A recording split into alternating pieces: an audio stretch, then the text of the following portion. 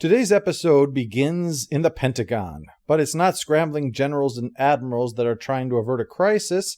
It's a top-secret meeting involving the other four members of the UN Security Council: China, Russia, Britain, and France. General Nikolai Rushkikov, I think that's the name, and I'm not going to bother looking it up.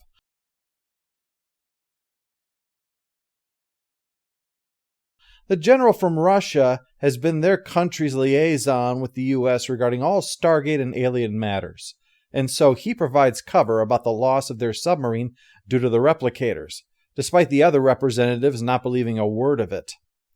Fortunately, the general is saved from the hot seat by the arrival of Hammond and another Russian officer who whispers the news that this parade of endless BS can finally be called on account of rain. Major Hunter Applepieopoulos introduces them to the Stargate program, and after the titles, he explains about the Stargate's discovery in Egypt and how Daniel Jackson discovered how to make the Stargate work. The British and French representatives are incredulous, but when the general says it's all true and Russia knows, well, the British one is extremely offended that the US would tell the Russians before them. And it takes a lot to be the most offended man in the room when there is a French diplomat sitting right next to you. They start laying out how it could possibly be that Russia and America are secretly cooperating and leaving the rest of them out of it, which is all told via flashback, specifically clips from other episodes. Yes, this is a clip show.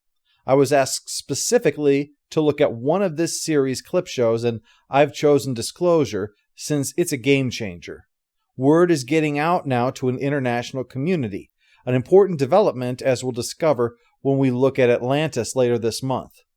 And yet, making them aware of the scope of things via a clip show does make sense.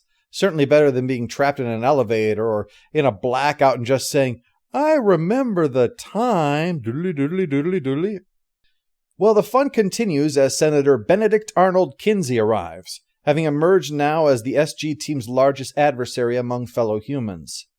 He immediately assures the incredulous representatives that they send teams through this stupid thing on a daily basis, and they're sucking up vast amounts of money doing it. Money that could be spent on far more important things, like building spare parts for tanks that we retired after the Second World War. But the worst of them all is SG-1, who are responsible for such imminent danger that it proved necessary to inform the other governments. The Goa'uld are becoming more and more of a threat to the whole of the Earth. After that, they'll put their troops on the ground. Each mothership is capable of carrying hundreds, if not thousands, of warriors. Well, that's not really going to matter. There are billions of us. Victory for the Goa'uld is going to come from their ships dropping things from orbit, not from invading with thousands of guys with blasting staffs that are cosplaying as animals. But news that aliens want to exterminate or enslave us doesn't come with a lot of silver lining, and Ambassador Pierre Le Cigarette is a bit aghast that America took it upon itself to fight a secret war against extraterrestrials. Kinsey immediately steps in to say he completely agrees. We should have just shut this thing down when he told them to. Only General Honor T. Hammond pointed out that was exactly what we did. Aliens tried to invade anyway. Ha! So much for planned, ignored, and it will go away. Kinsey comes back with, "Oh yeah, you beat Apophis," and then he got replaced by somebody even worse, who got replaced by someone even worse than that, because it's like turtles all the way down, except instead it's assholes. The point is, he's already tried to destroy the Earth on 2 occasions. Well, he is a supervillain. It's kind of in the job description. Are we expecting another attack? Anubis is currently consolidating his position amongst the other system lords, but it's only a matter of time before he turns his attention back to Earth. That sounded bad, and yet you managed to finish that by making it sound even worse. Hammond makes clear that this is the reason for this meeting. The US, Russia, and China have the 3 most powerful armies in the world. The UK's is an elite fighting force in its own right, and all joking aside, the French are no slouches either. Together, we could put together a formidable defense against invading aliens, but it needs to be done in secret. The government of China does not believe in keeping secrets from its people.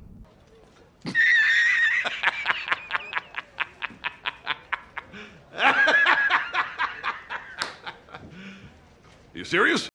Well, Ambassador Chesterton Warmbeershire points out that an attack from outer space is going to be noticed either way, but Hammond notes they've kept things pretty quiet overall. After all, if these other powers who have access to so much secret information not only did not know about it, but were actually incredulous when flat out told it, well, that suggests they've done pretty well keeping a lid on it. They also mention that they've got a few special toys for this fight. Their X-302 fighter craft, for example. Do you mean to tell me that the United States Air Force is currently flying a fighter interceptor that is capable of both aerial combat and spaceflight? Don't sweat it, we'll let you buy some. All you gotta do is start making a little thing for us called the iPhone.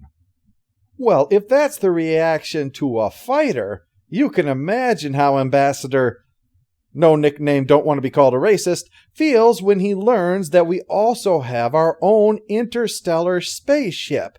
There's been conflict with China over them wanting to build their own island. Now they've just found out we can start setting up colonies on Phobos if we felt like it. This seems to be the last straw, and the three ambassadors seem to be thinking that the gate should probably get moved to a neutral location under a permanent international staff. But that plan will not work because USA! USA! Kinsey speaks up to suggest about a compromise. Turn control of the Stargate over to the civilian organization NID. And please just disregard their history of unconscionable and illegal behavior. After listing some of the ways the NID is shown to be the absolute worst choice for running, well, anything, never mind the only gateway to other planets, Kinsey counters with reports of all the times that Hammond and his people have brought Earth to the brink of destruction. Alien invasions, robot invasions, mind control. At one time with the black hole, we've had a few hiccups along the way. That's why I've always thought that making the Alpha site the launch point for the SGC would really have been the best way to go. Put some other planet in the crosshairs for whatever crazy shit comes through that gate. I'm not saying it's foolproof. I'm not saying there's no risk to Earth if they do that. All I'm saying is it'll be a bit of a buffer, okay? A condom is not going to protect you from getting kicked in the junk, but it will at least provide some protection for some things. We soon find out why Kinsey is so determined to discredit Hammond and push the NID. He's being moved over to the Intelligence Oversight Committee, which means that the NID would fall effectively under his control. So he's basically saying the only safe thing to do is put him in charge of the scientific and engineering marvel of our time. And since the last time he did so ended with, we should probably avoid that.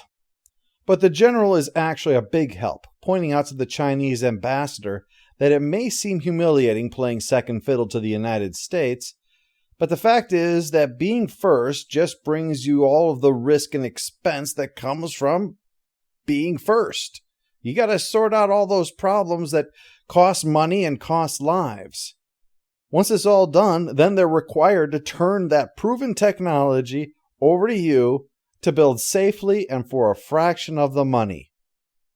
Actually, put that way, makes me rather annoyed being a taxpayer. If I wanted to support the technological advancement of the despotic Chinese government, I'd buy 8 pairs of tube socks for $5, like the true American patriot that I am. Well, the ambassadors are all leaning towards either full public disclosure or following Kinsey's plan. But that's when the surprise late delegate makes an appearance. That's right, Ambassador Chewbacca Butt Probe. No, this is Thor himself, and before all of these delegates, he responds to Hammond's thanks for coming to this little meeting by making clear it's the least he can do for all that General Hammond has done for this supreme commander of an alien fleet. There's pretty much nowhere to go after that. That's like having an argument with a coworker and having it being settled by your good friend Mr. Spock. And if somehow that wasn't enough for you, Thor says that besides taking the time here to speak to them on behalf of his buddy General Hammond, he's going to be installing some advanced alien tech on our spaceship. Just so it's not quite so embarrassing how much their powerful galactic civilization is in Earth's debt. thanks to Hammond and SG-1. He does everything sort of leaning over and start giving him a little handy right there. So after that, everyone admits things should probably just stay the way they are for right now. Keep it under the same management. So, the end. I've decided after much thought that I'm not going to stamp the clip shows, but that's not because they're either not good or not important. Essentially, what you're getting is a Stargate Light episode with some of their highlights. An important milestone has been passed, and some cool past moments are now being shared. But Disclosure is one example of how they use it well. That this whole thing was made to save money. I mean, we've got a handful of actors on one set with a ton of clips. But this was done with tension and conflict via the implications of what could happen if this goes wrong. That it's a political minefield and we may not cross to the other side safely. And it won't be the last time we have this kind of a situation either. So, props to the makers of Stargate for finding a way to show us a bunch of things that we've already seen before, but still making it a worthwhile outing.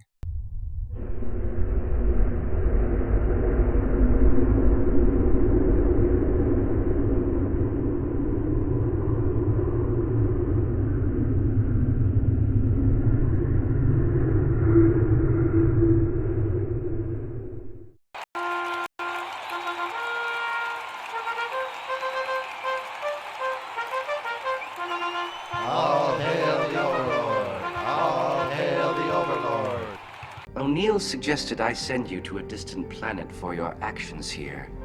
But I am reasonably certain his statement was in jest. I'm sure it was, Commander. Supreme Commander.